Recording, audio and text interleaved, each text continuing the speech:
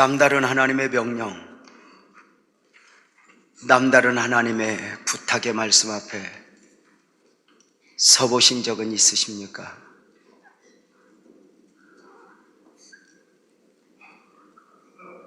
강력한 부담이 들 정도로 말입니다.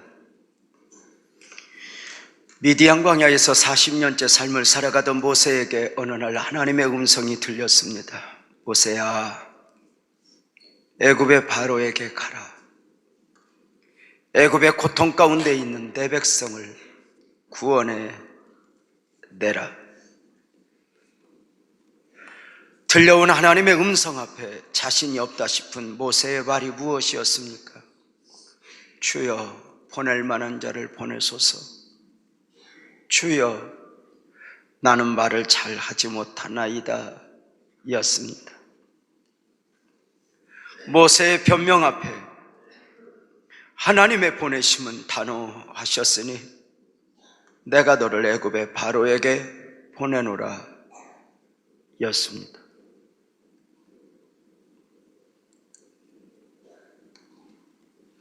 어느 날 아미떼의 아들 요나에게 하나님의 음성이 들렸습니다. 요나야, 너는 일어나 니느웨로 가서 복음을 전하라. 요나는 들려온 하나님의 음성 앞에 거부 반응을 일으키며 자기가 원하는 길로 도망을 하였습니다. 니느웨로 가는 것은 하나님의 명령이었지만 니느웨는 결코 요나가 원하는 바가 아니었기 때문입니다. 그러나 내가 무엇을 원하는가와 상관없이 요나는 결국 니느웨로 가야 했습니다. 십자가에 높이 달리사 운명을 앞두신 예수님의 눈에 육신의 어머니 마리아가 보였습니다. 어머니 보시는 앞에서 십자가에 달리사 죽으셔야 했던 예수님의 마음이 어떠하셨겠습니까? 예수님은 사랑하는 제자 요한에게 어머니를 부탁하십니다. 보라, 내 어머니라. 예수님의 부탁을 받은 요한은 어머니를 모시게 되니 전승에 의하면 요한은 그 어머니를 30년 이상 모셨고 섬겨야 했다고 말하고 있습니다. 예수님의 어머니 마리아 모시는 일이 쉬웠겠습니까? 노인을 모시는 일이 힘들어서 말씀드리는 것이 아닙니다. 요한은 예수님의 제자였습니다. 요한도 마가 요한의 다락방에서 성령으로 충만을 받았으니 복음의 열정이 그 마음을 지배했을 것입니다. 그런데 예수님께 부탁을 받은 어머니를 30년 넘게 모시다 보니 많은 갈등이 있었을 것입니다. 어떤 갈등이었겠습니까? 상대적으로 요한의 동료들이었던 많은 제자들, 베드로, 안드레, 야고보, 바나바, 누가, 바울, 이 많은 제자들이 얼마나 많은 사역을 감당하고 있었겠어요. 곳곳에서 일어나고 있던 그 복음의 역사에 대한 소식을 들을 때마다 아마도 요한은 가슴이 뛰었을 거예요.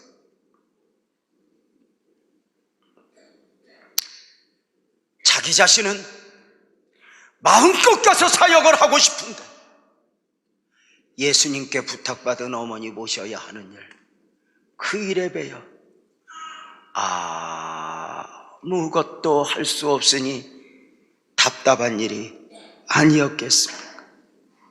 그럼에도 요한은 끝까지 그 갈등을 이겨내며 예수님께 부탁을 받은 어머니를 오셨습니다. 그렇다면 예수님께 부탁을 받은 일이 작은 일이었을까? 놀랍게도 우선은 작아 보였지만 나중 요한은 요한복음을 기록했고 요한 1, 2, 3서를 기록했고 요한계시록을 기록할 만큼 영성이 그 어머니를 모시는 가운데 훈련될 수 있었으니 오늘의 작은 일이 작은 일 아닐 수 있었다는 것입니다. 예수님을 배반하고 고기를 잡고 있는 베드로를 부활하신 예수님이 찾아오셨습니다. 찾아오신 예수님의 말씀이 무엇이었습니까? 내 양을 먹이라, 내 양을 치라. 예수님의 부탁이요, 베드로가 감당해야 할 사명이었습니다. 어느 날 노아에게 홍수 심판을 예고하시며 하나님 노아에게 말씀하십니다. 노아야, 방주를 지으라. 이해가 되었겠습니까? 노아는 120년 동안 사람들에게 멸시를 받는 가운데 하나님이 주신 마음을 가슴에 품고 방주의 사명을 감당하게 됩니다. 존경하고 사랑하는 성도님들은 예수님으로부터 남다른 부탁을 받아보신 적이 있으십니까? 혹시 예수님의 부탁을 받고 그 부탁이 큰 것이든 작은 것이든 그 삶에, 그 가슴에 품고 계십니까? 어느 날 소멸되어 버리는 그 정도의 부탁이 아니라 환경에 관계없이 내 가슴 속에 영원히 사라지지 않을 만큼의 하나님이 담아주신 마음이 있냐는 것입니다.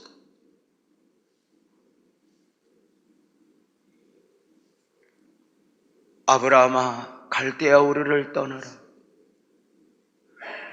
누가 나를 유혹할꼬? 어느 날 예수님으로부터 사랑하는 성도님들에게 남다른 부탁의 말씀들이 들려온다면 어떻게 하시겠습니까? 포로된 이방 여인으로서 왕후가 된 에스더,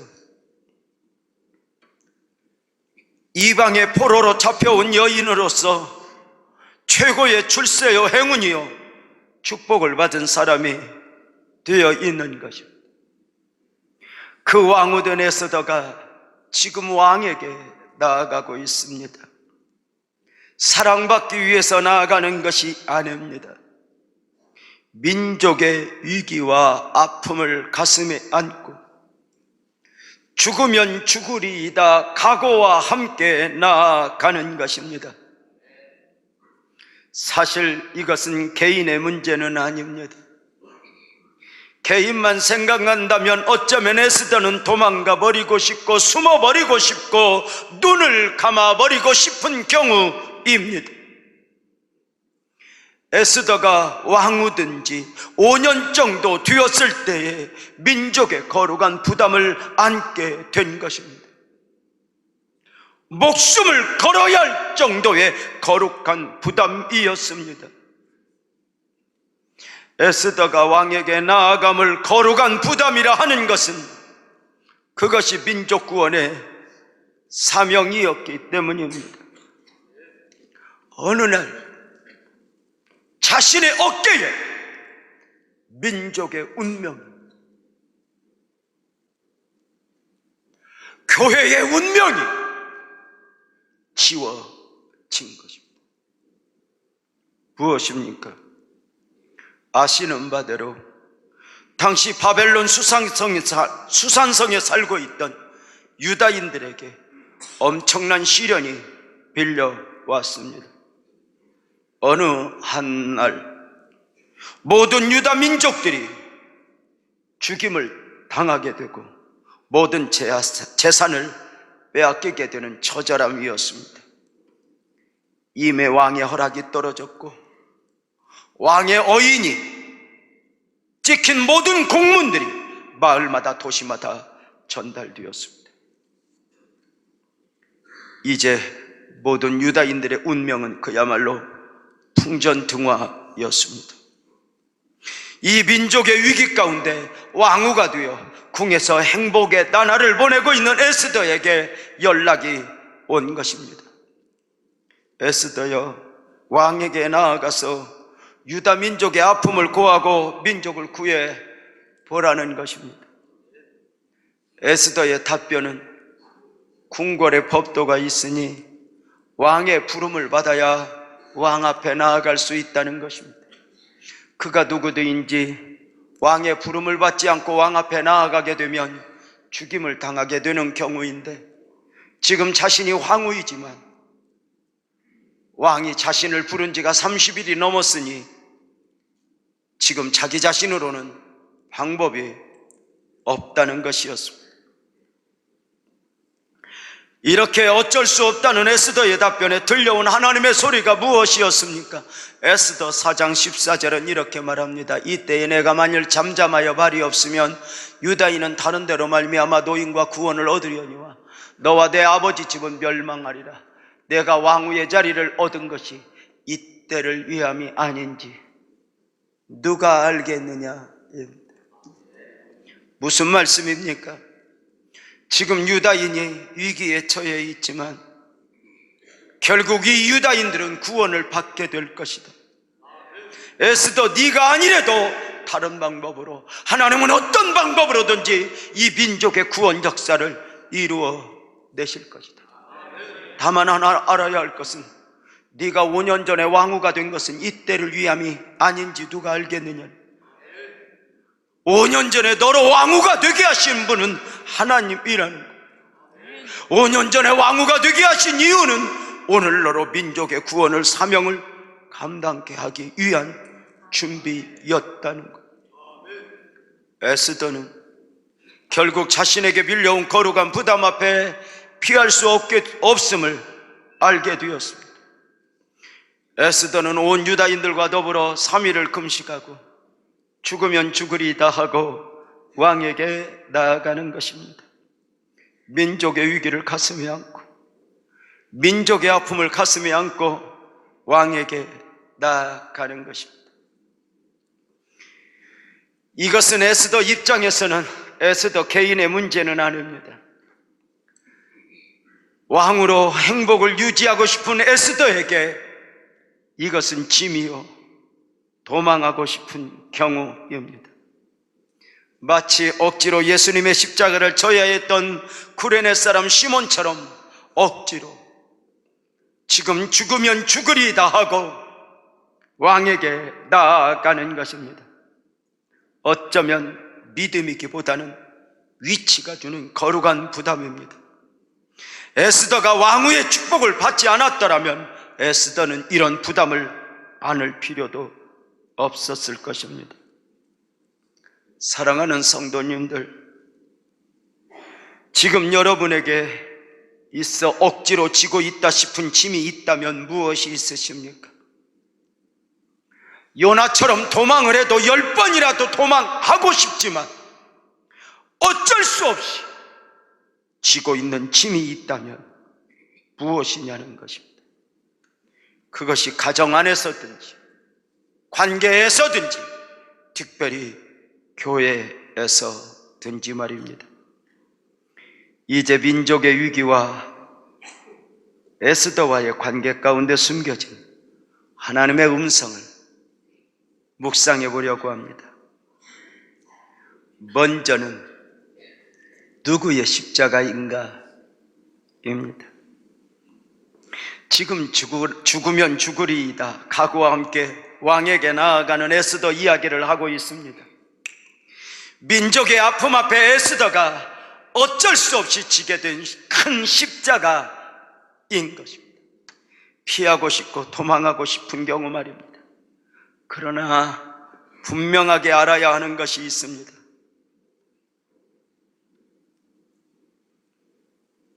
지금 에스더가 지고 있는 짐을 좀 더 자세히 살펴보면 민족을 위해서가 아니라 자기 자신을 위해서도 감당하지 않으면 안 되는 십자가였다는 것입니다. 지금 에스더는 민족을 위해 희생하는 것이 아니라 스스로를 위해 왕에게 나아가고 있는 것입니다. 에스더를 향하여 들려온 음성이 무엇이었습니까? 모든 유다인들이 죽게 되면 너만 홀로 면할 것으로 착각하지 말라는 것이었습니다. 무슨 뜻입니까? 다니엘의 경우 아무리 왕의 사랑을 받았어도 그는 사자굴에 들어가야 했습니다.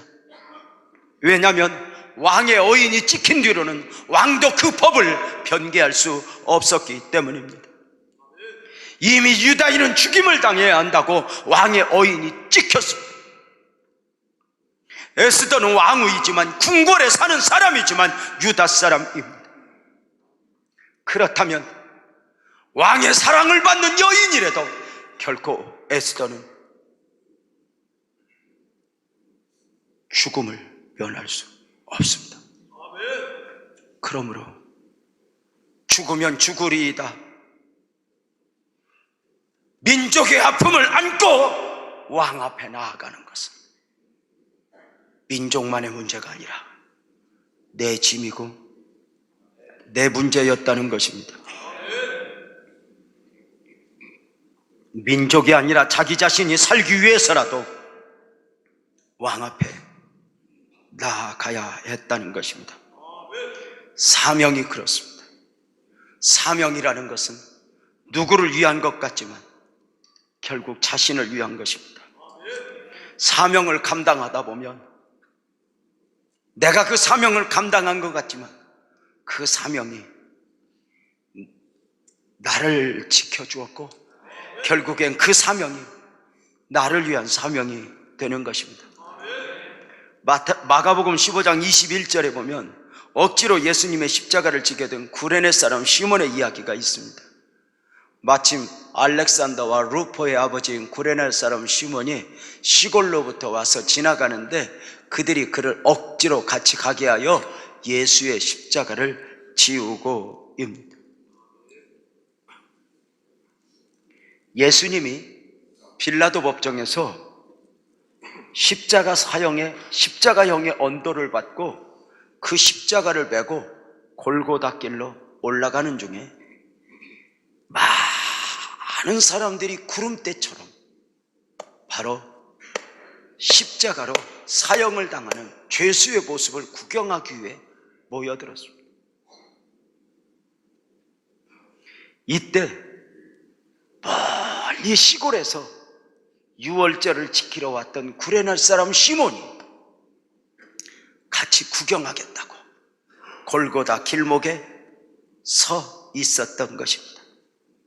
그런데 빌라도 법정에서 사형 언도를 받고 골고다까지 그 십자가를 메고 가시던 예수님이 그 십자가가 얼마나 무겁고 버거웠던지 밤이 맞도록 채찍에 맞아 재판을 받아 실려알렸던 예수님이 그 십자가를 지고 가는데 전승에 의하면 쓰러지고 또 쓰러지니 16번을 쓰러졌다고 말하고 있습니다.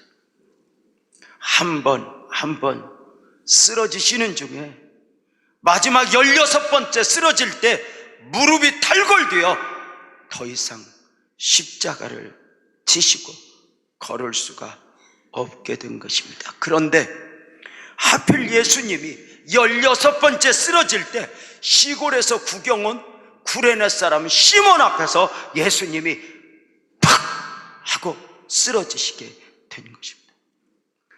예수님이 그냥 구경하러 왔는데 예수님이 자신 앞에 퍽 쓰러지니 시몬이 얼마나 놀랐겠어요.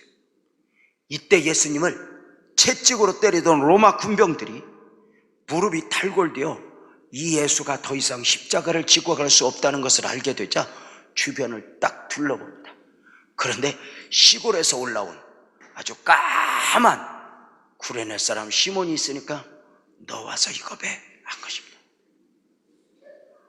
아마도 서울놈한테 매라고 그랬으면 안 맨다고 그랬을 거야. 내가 왜 매냐. 근데 이 여수로 간 시골 사람, 네가 매 하니까 매가. 구레네 사람 시몬은 이때 십자가를 억지로 맸다는 거야. 자원함으로가 아니라 억지로 십자가를 맸으니 쉽지 않았을 거예요. 십자가를 지고 골고다로 오르는 중에 시몬에 대하여 성경은 특별하게 설명은 하지 않고 있지만 억지로라는 단어에서 많은 상상을 하게 돼요. 시몬은 십자가를 지고 가다가 힘이 드니까 어쩌면 예수님을 향하여 막 투덜댔는지도 몰라요. 왜 하필 내 앞에서 쓰러졌냐고. 저기 김집사 앞에서 쓰러지지. 저 옆에 정장로님 앞에서 쓰러지지. 왜 하필 내 앞에서 쓰러졌냐고 투덜댔는지도. 아니 어쩌면 십자가를 지고 가다 힘이 드니 예수님을 향하여 눈을 홀겼는지도 몰라요.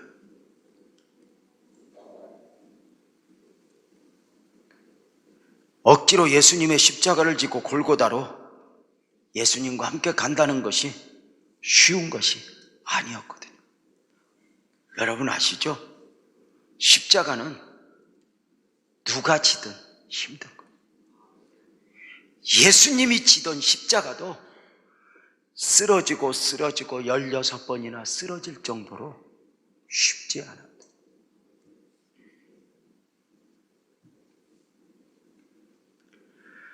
그럼에도 예수님의 십자가를 지고 예수님과 함께 골고다로 이렇게 언덕길로 오르는 모습을 한번 상상해 보세요. 감동 아닙니까? 감동.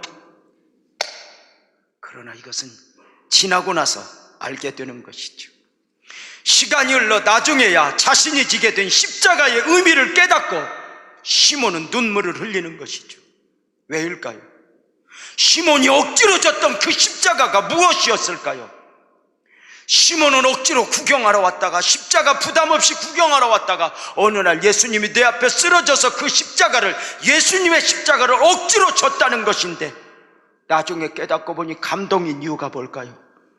그 십자가는 예수님의 것이 아니라 처음부터 구레네 사람 시몬 자신의 것이었다는 거예요.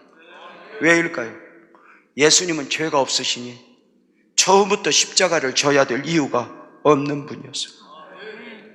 예수님은 십자가를 져야 할 이유가 없지만 온 인류를 대신하여 그 십자가를 졌죠. 아니 구레네 사람 시몬을 위하여 이 유재명 개인의 십자가를 어깨에 매신 거죠.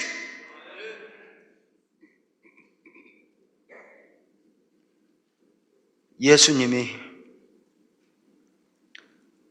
구레네 사람 시몬의 십자가를 지고 구레네 사람 시몬의 앞에서 쓰러졌고 시몬은 그 십자가를 억지로 지는 것 같았지만 결국 그 십자가가 깨닫고 보니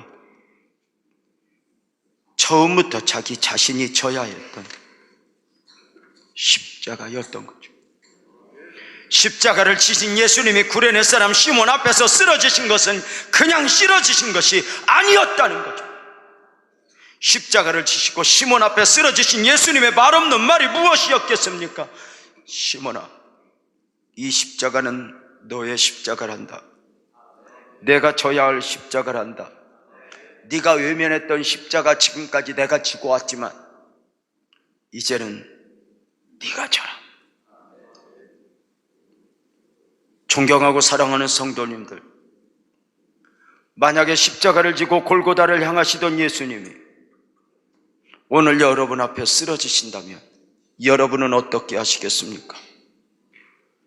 억지로라도 시몬처럼 십자가를 지고 예수님과 함께 사명의 걸음을 걸으시겠습니까? 아니면 준비가 되지 않았다거나 내가 원하지 않는다 하여 요나처럼 도망하시겠습니까? 사실 많은 성도님들이 예수님을 믿는다 하지만 구경하듯이 십자가길에 동참하고 싶은 경우들입니다. 큰 부담 없이 안타까워하는 정도의 선에서 신앙생활을 하고 싶어 하는 것입니다. 그런데 어느 날 예수님이 시몬 앞에 쓰러지시듯 십자가의 부담이 내게 다가오는 것입니다. 직분이라는 이름으로 말입니다. 지역장, 조장, 교사, 성가대,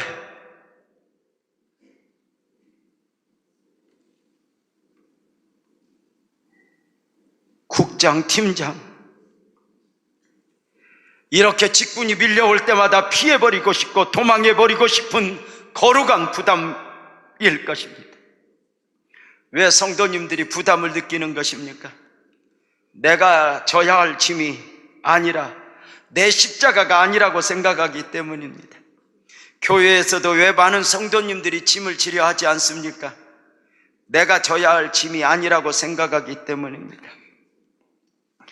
직분을 받지 않아도 그냥 주일만 다니면 되는데 괜히 신경 쓰이게 힘들게 신앙생활 할 필요 없다는 것입니다. 그냥 믿어주고 적당한 선에서 필요에 따라 충성해주면 되는 것이지 십자가를 맬 필요가 없다는 것입니다. 사랑하는 여러분, 이것은 아직 어린아이의 신앙인가 하십니까?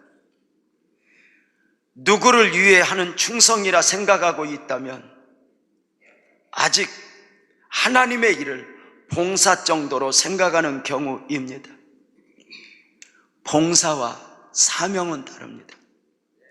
봉사는 내가 하지 않아도 되는 일을 하는 것입니다. 봉사는 기분 좋으면 하고 기분 나쁘면 안 하면 됩니다. 봉사는 형편이 되면 하고 형편이 되지 않으면 안 해도 됩니다. 봉사는 교회에서가 아니라 세상에서도 그 정도는 다 합니다. 사명은 누구의 일을 하는 것이 아니라 내 일을 내가 하는 것입니다.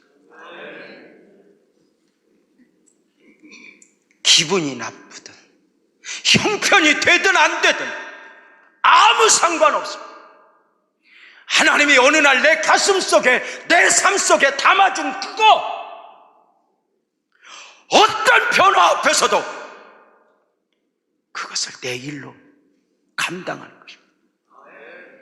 누군가가 인정해주고 칭찬해줘서가 아닙니다. 누구의 일이 아닙니다.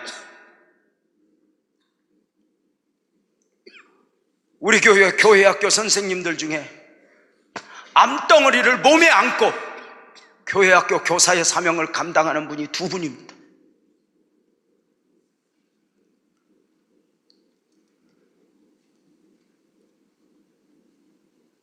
수술할 수도 없는 곳에 암덩어리가 있어 고통 가운데 살아갑니다.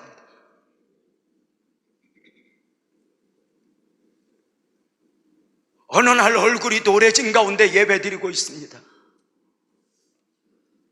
예배 마치고 비틀거리고 나오는 그를 제가 손을 잡고 있는데 옆에서 부목사가 이야기합니다.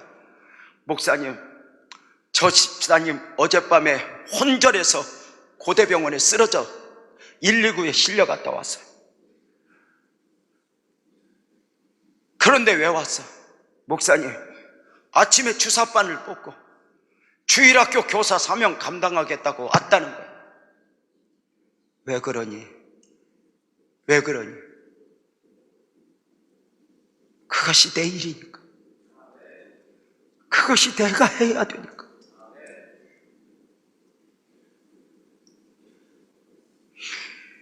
안 해도 되는 일을 하는 게 아니에요. 교회에서 사실 봉사라는 단어는 어울리지 않죠. 봉사는 남의 일을 하는 거예요. 그건 세상 사람도 한단 말이에요. 예수님이 십자가를 지면서 나는 안 져도 되는데 너희들 거 내가 진다 했어요? 아니, 내가 져야 될 십자가 내가 지고 간다고 주님 말씀하셨단 말이에요. 지금 여러분은 봉사를 하고 있는 것입니까? 언제인가 지치게 될 것입니다. 안 해도 되는 일을 하시기 때문입니다.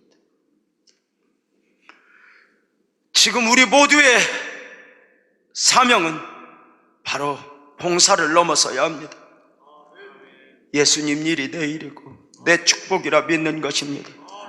지금 내가 섬기고 있는 그 무엇은 누구를 위한 것이 아니라 나를 위한 것입니다. 에스더가 감당하고 있는 짐은 누구 것이 아니라 자기 자신을 위한 사명이었습니다.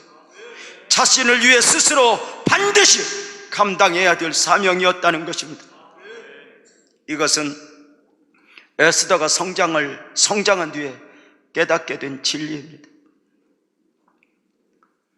구레네 사람 시몬이 성장한 뒤에 자신이 졌던 십자가는 예수님의 것이 아니라 자신의 것이었음을 알게 되는 것입니다. 얼마나 많은 눈물을 흘렸겠어요.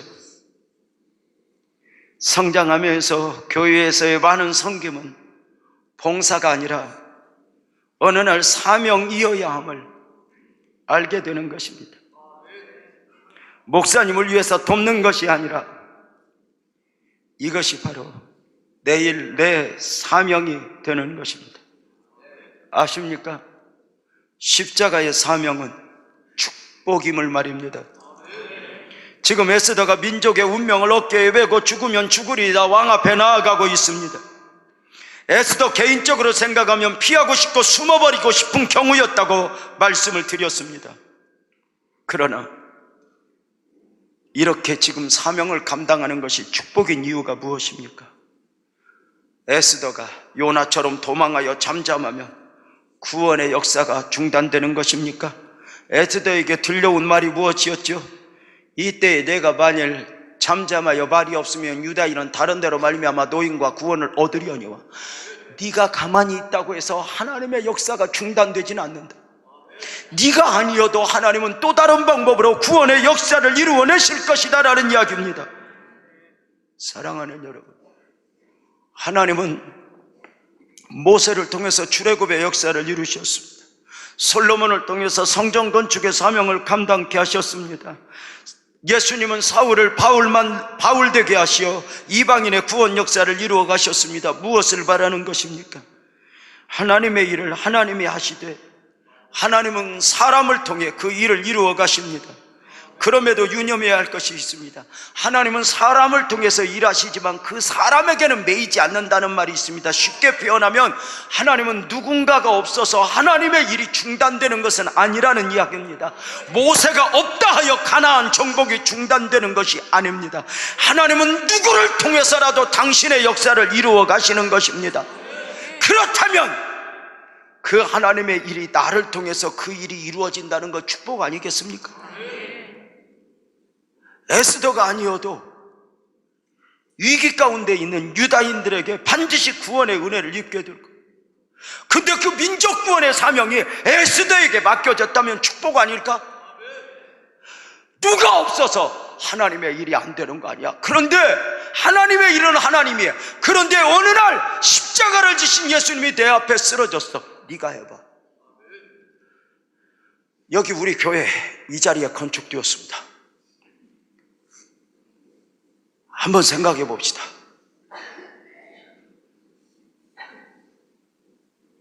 이 땅이, 지금 우리 교회가 지어진 이 땅이 종교부지입니다. 우리가 형편 생각하고 어려워 힘들어 그리고 망설였다면 여기에 교회 아니고 우리 교회가 안 지어졌으면 다른 교회 안 지어졌을까? 아니, 또 다른 교회가 망설였다면 여기에 결국 절이 세워지는 거예요. 절이 안 세워지고 교회가 세워진다면 어떤 교회라도 져야 되는데 그 짐이 어느 날 예수님이 십자가를 지고 가장 못난 빛나교회, 가장 못난 목사 앞에 쓰러진 거예요. 이걸 지게 된 거예요. 여러분, 여기에 죄송하지만 스님들한테 미안하지만 절이 한번 들어섰다고 생각해 보니까 여러분 모르죠? 이 땅 계약하고 눈물로 기도하는 중에 2년 정도 있을 때 이 단원병원 자리에 큰 절이 들어온다는 거예요. 스님이 저 땅을 계약해서 절을 짓겠다고 이 정보가 들어와서요, 그때 우리 교인들하고 금식했어요. 하나님 아버지, 안 됩니다. 예배당 앞에 절 들어서면 안 됩니다. 하나님 은혜 베풀어 주세요. 그랬더니 세상에 그 절이 동산교회 앞에 가서 진 거예요.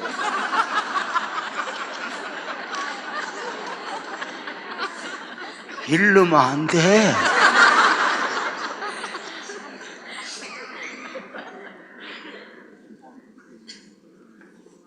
그때 얼마나 많이 울었는지 알아?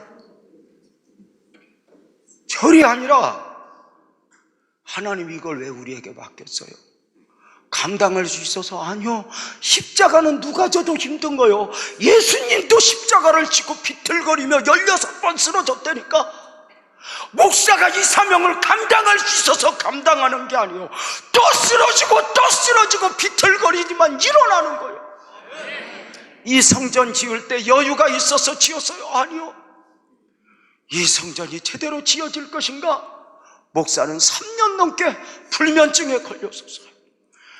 얼마나 심장이 콩닥콩닥하고, 그냥 염려가 한번 딱 밀려오면 잠이 안 오는지 자다가 기도한 게 열흘이면 9일이고, 어느 날 팍 콩닥콩닥 뛰다가 이러다 죽으면 저 현찮은 우리 아내가 애들 셋 데리고 어떻게 살란가? 내가 죽어도 살 준비는 해야 되는데, 그래갖고 생명보험을 알아봤다니까. 근데 여자들은 남자들이 이런 생각을 하는 걸 몰라.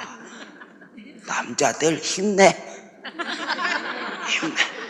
그 꿀병도 못 따는 여자들한테 지가 다 사는 거죠. 여러분 봐봐. 우리 교회가 여기 있다가 건물 형편이 안 돼 힘들어하고 망설였다면, 그렇다고 교회가 안 지어지겠어요? 아니, 이 교회에 맡겨봐도 외면하고 저 교회에 맡겨봐도 외면하면 결국은 이 방식 건물이 세워질 수 있었다. 예수님이 왜 하필 시몬 앞에 쓰러졌겠어요? 한번 생각해 보세요. 한 번, 두 번 쓰러질 때마다 시몬 앞에 쓰러지기 위해서 15번이나 일어난 거예요.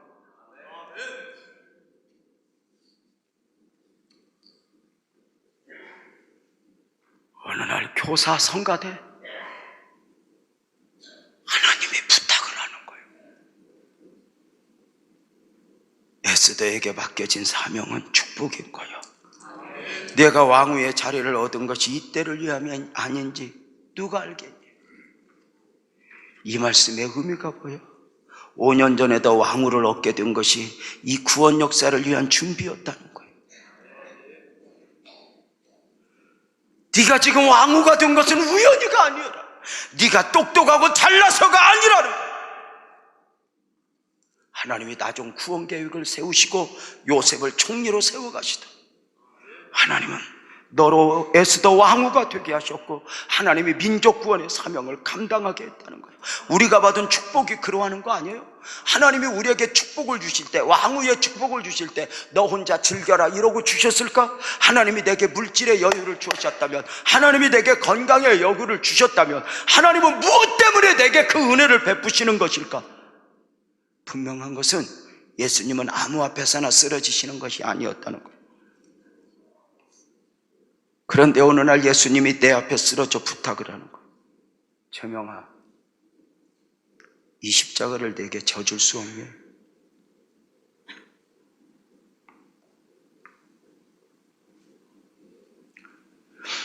하나님은 사람이 없어 그 싫다는 요나를 니느웨에게 보내는 게 아니에요.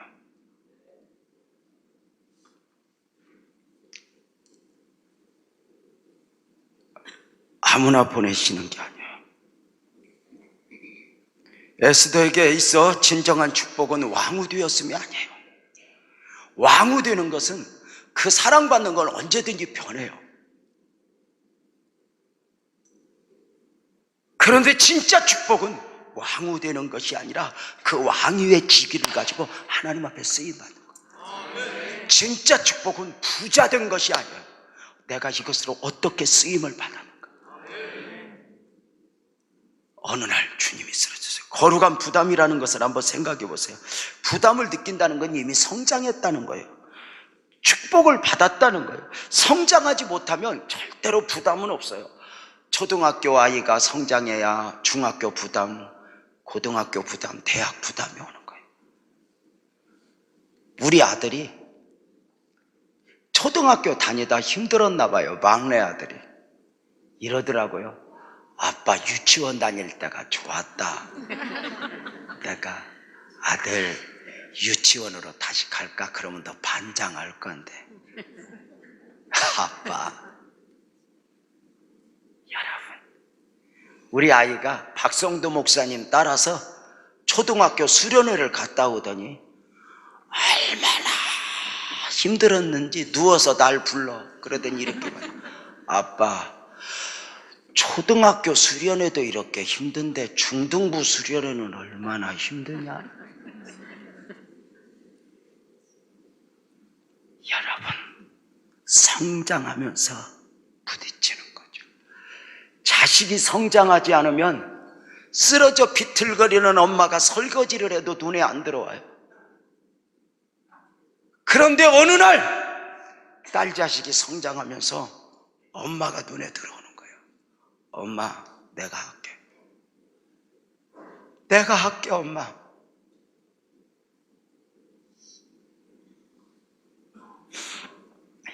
에스더가 왕후의 축복을 받지 않았다면 이 민족의 위기 앞에 거룩한 부담이 있었겠어요?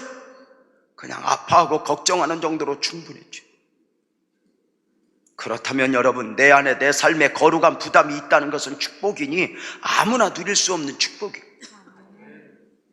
저 같은 음치는 그전부터 성가대에 대한 부담이 전혀 없었어요. 왜냐하면 나는 성가대원 들어가는 게 도와주는 게 아니니까. 그러나 여러분, 아름다운 목소리를 가진 분들이 하나님을 노래하는 사람으로서 스스로 거절한다면 그것은 바보 아닐까? 요즘 성도들은 부담 없이 이렇게 신앙생활하고 싶어요. 그냥 인심 쓰는 차원에서. 그래서 부담이 오면 힘들어요.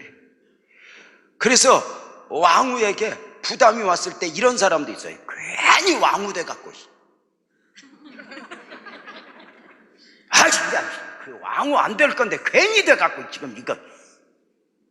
여러분, 어리석은 거죠. 거룩한 부담, 직임이 아무에게나 맡겨져.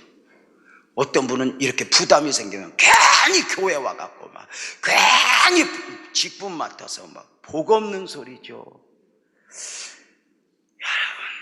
성장하면 다 짊어지는 거예요. 성장하면 그게 다 내일인 거예요. 여러분, 특별히 이렇게 직임을 맡을 때 다른 사람 맡은 직임 사명에 대해서 함부로 말하면 안 돼. 또 어떤 사람은요, 지만 하는 게 아니라 남 하는 것까지 지랄하는 사람들이 있어요. 내가 용어를 이렇게 쓰는 것에 대해서 조금 이해를 해주시기 바랍니다. 지랄 그룹들이 있는데 이렇게 누가 직분 맡으면 아이고 그걸 왜 맡았어? 아이고 그렇게 욕 얻어먹고 또 욕 처먹고 싶으냐? 아주 더 아이고 지랄한 이 지랄 그룹들이 있습니다.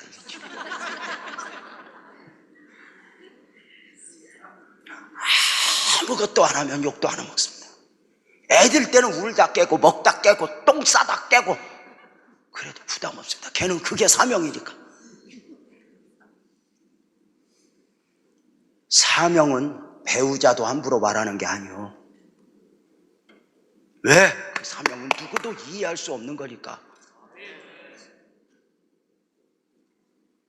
여러분 봐봐. 에스더가 진짜 축복은 5년 전에 왕후 되었음이 아니라 구원 역사 앞에 쓰임받고 있는 거예요. 이게 얼마나 큰 축복이고 은혜. 성도님들에게 만약에 선택의 기회가 주어진다면 여러분은 어떤 진정한 가치, 삶을 선택하겠어요? 선교사님들에 대한 연락이 종종 와요. 카메룬에서 선교사역을 감당하다가 사고로 돌아가신 선교사님 이야기를 들었어요. 라비와 로라 이야기. 라비는 간호사였는데 일찍부터 카메룬에 헌신된 선교사로 80세까지 사역을 감당했어요. 로라는 일찍 은퇴를 하고 의사인데 카메룬으로 가서 라비와 한 팀이 되어서 80세까지 그 험한 오지를 다니면서 사역을 감당했어요. 어느 날 안개가 자욱히 끼고 앞이 보이지 않는 가운데 저 건너 도시에서 자신들을 기다리고 있을 약한 사람들을 생각해 운전대를 잡고 가다가 그만 앞이 보이지 않는 가운데 낭떠러지로 지프차를 몰고 가다가 푹 떨어져 둘은 죽게 되었어요. 여러분에게 묻겠습니다. 이들 삶이 비극이었을까? 80세까지 예수 그리스도의 이름을 안고 구원받을 영혼들을 찾아다니며 그들을 살폈던, 그리고 어느 날 호련히 가게 된 그들의 삶이 비극이었을까? 진짜 비극이 무엇인지 말씀드리겠습니다. 리더스 다이제스트에 있던 기사 내용입니다. 기사 제목은 이른 시작 이른 은퇴입니다. 봅과 펜이라고 하는 두 사람은 5년 전에 은퇴를 했습니다. 봅은 59세에 펜이는 51세였습니다. 노세 젊어서 노세 일만 하다 살지 말자. 그들은 그동안 벌어놓은 돈을 가지고 미국의 플로리다 해변가에 집을 짓고 요트를 타고 유람을 하며 골프를 치고 바닷가에서 조개 껍질을 구우며 주우면서 늙어갔습니다. 얼마나 행복해 보이는지 대부분은 사람들이 이런 마지막을 동경합니다. 그저 평탄하게 일하고 평탄하게 노후를 주다가 평탄하게 죽는 것을 꿈꾸는 것입니다. 우리 시골로 말하면 시골에 가서 초막 한 칸 사서 텃밭 일구어 배추, 무 키우다가 이렇게 이제 흙으로 가는 것, 이것이 아주 그냥 큰 환상처럼 착각을 합니다. 여러분에게 간청합니다. 제발 이런 꿈이, 이런 비극이 여러분의 소망이 아니었으면 좋겠습니다. 좋은 집, 좋은 차, 좋은 가족, 즐거운 은퇴, 조개껍질, 무, 배추, 시골집, 이런 것들만이 창조주 하나님 앞에 서는 날까지 전부가 아니길 바랍니다. 창조주가 여러분의 삶을 심판하고 여러분의 삶을 계산할 때에 여러분은 무엇을 내밀겠습니까? 조개껍질? 이 배추, 무 크게 키웠던 거, 주님 이거 내가 키웠어요. 주님 나 무공해로 이렇게 먹다가 건강해 왔어요. 아닙니다. 영적 비극이죠. 라비는 그렇게 살다 않았고 로라는 그렇게 살다 가지 않았죠. 손양원 목사님, 주기철 목사님은 그렇게 살다 가지 않았죠. 진정한 축복이 뭘까요? 너희 보물을 땅에 쌓아두지 말라. 여러분의 삶은 하늘에 계산되어 있습니까? 하늘이 여러분의 삶에 계산되어 있습니까? 저와 신실하게 교제하고 있는 한 분에게 재산을 계산하는 법을 어느 날 배웠어요. 그는 목사님 저 부자예요 그래요. 지금 별로잖아 이렇게 말해요. 목사님 제가 진짜 부자예요. 왜? 저는 평생에 하나님 앞에 얼마를 드렸는가 제가 기록하거든요. 근데 제가 지난번까지 하나님 앞에 드린 것이 30억이에요. 나는 하나님 앞에 이만큼 쌓았어요. 하늘에 너희 보물을 쌓아두라 말씀 따라 나는 하늘에 쌓는 것만이 나의 재산이에요.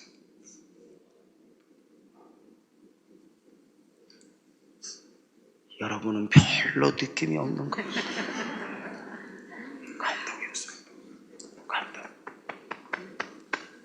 이 땅에 쌓아놓는 건 총과 동록이에요. 어느 날 여러분에게 예수님이 쓰러졌어요. 그 사명을 감당하는 원리는 뭘까? 먼저는 결단입니다. 결단. 믿음이 있어서도 아닙니다. 지워진 사명, 내가 할게요. 내가 할게요. 내가 할게요. 순종할게요. 여러분, 믿음으로 갈 때 하나님이 역사하는 줄로 믿습니다. 더 좋은 환경, 더 좋은 형편은 없습니다. 하나님의 사람들이 쓰임받는 환경은 언제나 최악입니다. 먼저는 마귀 역사도 있고요. 참 신기한 것은 이렇게 민족의 위기가 딱 왔을 때 신기하게 왕의 마음이 에스더에게서 떠났다는 거예요. 그러니 금식해야 되죠. 그러니 하나님만 의지해야 되죠. 만약에 에스더가 왕하고 사이가 좋았을 때, 사랑이 좋았을 때 이런 위기가 왔다면 에스더가 기도했겠어요? 금식했겠어? 아니, 왕 앞에 가서 고양이 소리만 냈을 거예요. 못 알아듣나? 팽아, 우리 민족 좀 살려주세요. 응. 그런데 하나님의 일이 어떤 때는 이런 인간의 재주도 다 소용없어. 아무것도 없어. 하나님이 우리 빛나교회 예산을 바닥을 딱 만들어 놓고 이 땅을 주고 너 한번 건축해봐.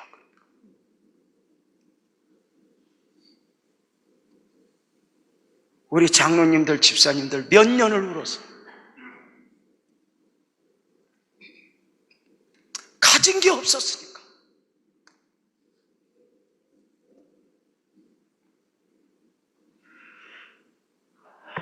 하나님의 일은 원래가 이렇게 어려울 때 어렵게 하는 거예요. 성전 건축도 그렇고, 선교사로 가는 것도 그렇고, 교회학교 교사 받는 것도 그렇고, 성가대원은 어려울 때 어렵게 하는 거예요. 좁은 문을 여는 거고 좁은 길을 걷는 거예요.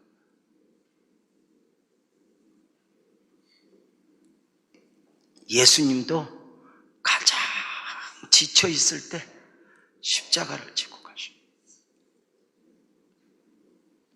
어떻게? 죽으면 죽으리이다. 자신을 내려놓는 거예요. 하나님의 일은 살아서가 아니라 죽으면 죽으리이다. 죽어서 맺어지는 열매들이죠. 에스더는 왕 앞에 죽으면 죽으리이다. 미리 죽어서 나아가는 거예요. 만약에 에스더가 거룩한 부담을 거절하고 왕에게 나아가지 않았다면 에스더도 나중에 죽었을 거예요. 미리 죽은 거예요. 바울 사도는 날마다 죽노라 그랬어요.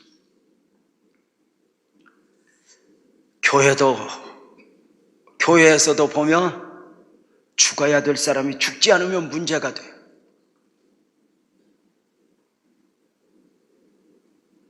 함께 무너지는 거죠. 무엇보다도 연약하니까 함께 기도해요. 함께 금식하고 함께 씨름하고. 이제 말씀을 정리합니다. 에스더에게 그러했던 것처럼 어느 날 여러분의 삶에 하나님의 비전, 하나님의 구원 계획이 담겨 있음을 여러분 믿으시길 바랍니다. 맡겨진 십자가의 사명은 축복입니다. 봉사가 아닙니다. 사명입니다. 사명은 누군가의 짐을 대신 져주는 것이 아니라 내 짐을 내가 지는 것입니다. 거룩한 부담 앞에 도망하지 마십시오.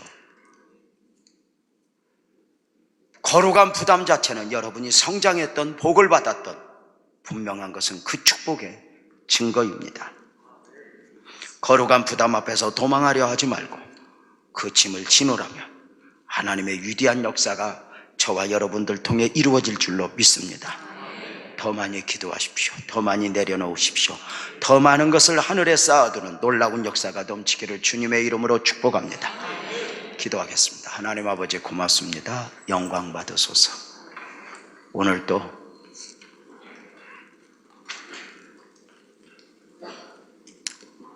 예수님이 내 앞에 왜 쓰러지셨고 내게 왜 이 부탁을 하셨는가? 주님 영광 받으소서. 예수님의 이름으로 기도하옵나이다. 아멘.